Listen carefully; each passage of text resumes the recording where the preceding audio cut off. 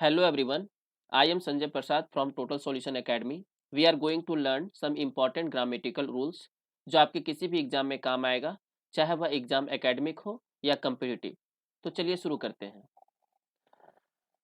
देखिए रूल 26 क्या कहता है? Few, a few, a few of, many, many of, both of, a great many of, a good many of, a number of, large numbers of, a large number of। ये जितना भी word आप देख रहे हो, ये सारे के सारे वर्ड अपने साथ हमेशा नाउन या प्रोनाउन प्लूरल में लेते हैं, ठीक है?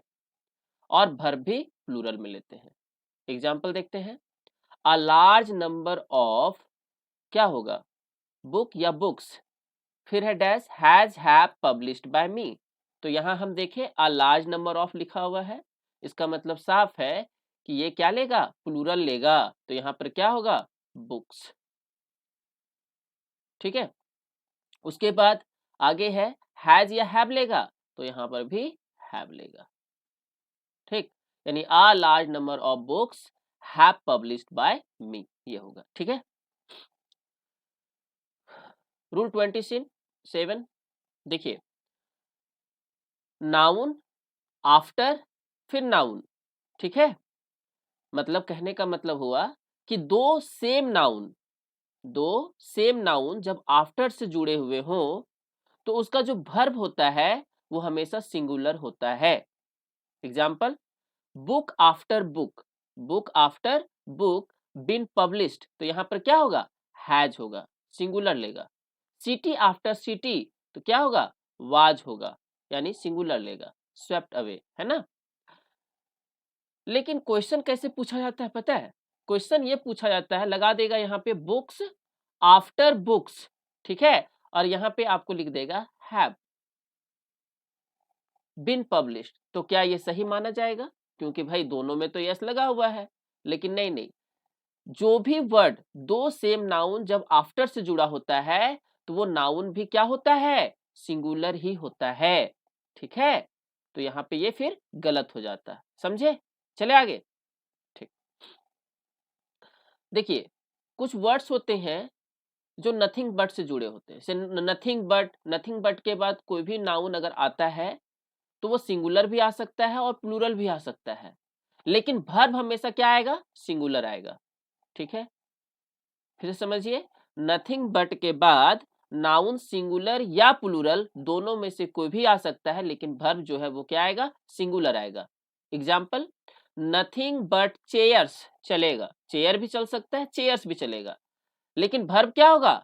वर्ब हमेशा सिंगुलर होगा। Is available, nothing but water क्या होगा? इज लेफ्ट नाउ, समझे? ठीक। देखिए कुछ फ्रेज या कंपाउंड नाउन किसको कहते हैं भाई? तो सिंपल सा बात है कि एक वर्ड से ज्यादा, जैसे मान लीजिए आप बोलेंगे कि राम्स सिस्टर, तो ये क्या है? एक कंपाउंड नाउन है, ठीक है। तो इस तरह के वर्ड में हमें क्या सीखना है? जैसे जनरली आता है mother in law, daughter in law, father in law, sister in law, इस तरह के कंपाउंड नाउन आते हैं। तो कंपाउंड नाउन में अगर हमको सिंगुलर से प्लूरल बनाना रहे तो हम क्या करेंगे? जो मेन वर्ड होता है ना, यानी मेन नाउन, तो यहाँ क्या है? मदर। मदर जो है वो क्या है? मेन नाउन है, और उसी को हम प्लूरल बनाएंगे मदर्स इन लॉ, ना कि मदर इन लॉज। ऐसा नहीं होता, मदर्स इन लॉ होता है, ठीक है। हाँ, ये ध्यान रखिएगा थोड़ा। रूल 30 में क्या कहते हैं? सुनते हैं हम लोग, मतलब देखते हैं, समझते हैं, ठीक है। देखिए नाइदर और आइदर का यूज कहाँ होता है?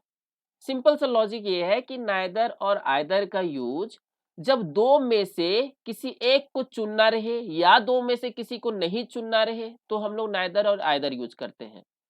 जब नेगेटिव में रहे तो नाइदर, पॉजिटिव में रहे तो आइदर।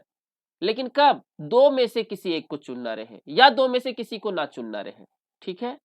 लेकिन अगर दो से ज्यादा हो जाए तब नाइदर ना लग के वहां पे हो जाएगा नन, नेगेटिव के केस में, और आइदर ना लग के वहां पर हो जाएगा एनी या वन, नेगेटिव के सॉरी पॉजिटिव के केस में, ठीक है।